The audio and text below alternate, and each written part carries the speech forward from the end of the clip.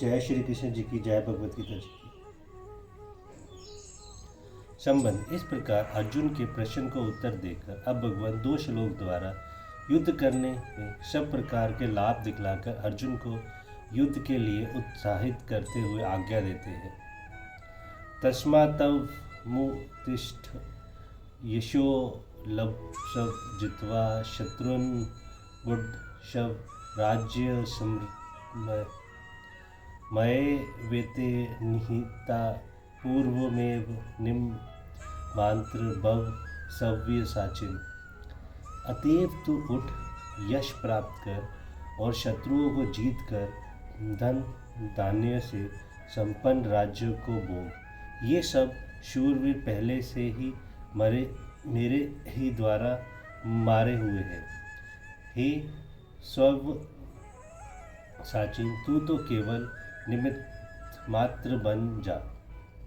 यहाँ तस्मात् पद के सहित उत्तिष्ठ क्रिया का प्रयोग करके क्या भाव दिखलाया गया है।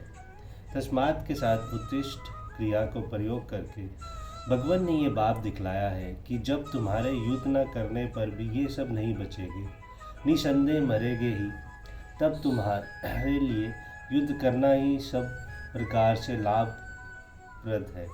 अतएव तुम किसी प्रकार से भी युद्ध से हटो मत, उत्साह के साथ खड़े हो जाओ।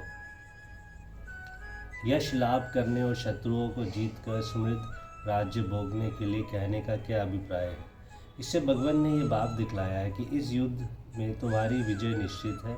अतएव शत्रुओं को जीतकर धन धान्य से संपन्न महान राज्य का उपभोग करो और दुर्लभ यश प्राप्त करो। इस अवसर को हाथ से न जाने दो।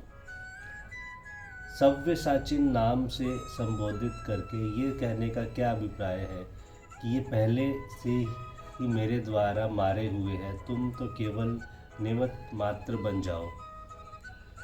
जो बाएं हाथ से भी बाण चला सकता हो उसे सव्यसाची कहते हैं। यह अर्जुन को सव्यसाची नाम से संबोधित करके और निमित्त मात्र बनने के लिए कहकर भगवान ने यह भाव दिखलाया है कि तुम दोनों ही हाथों से बाण चलाने में अत्यंत निपुण हो। तुम्हारे लिए इन शूरवीरों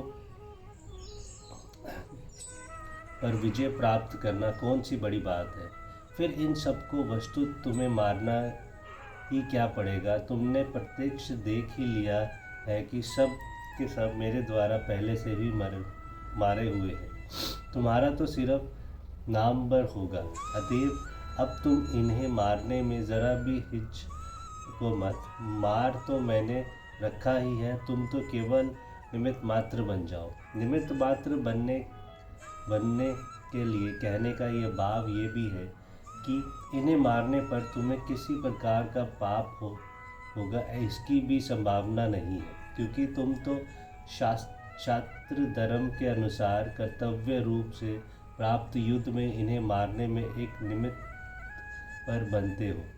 इससे पाप की बात तो दूर रही, तुम्हारे द्वारा उल्टा शास्त्र धर्म का पालन होगा। अतएव तुम्हें अपने मन में किसी प्रकार की संशय न रखकर अहंकार और ममता से रहित होकर उत्साहपूर्वक युद्ध में ही प्रवृत्त होना चाहिए।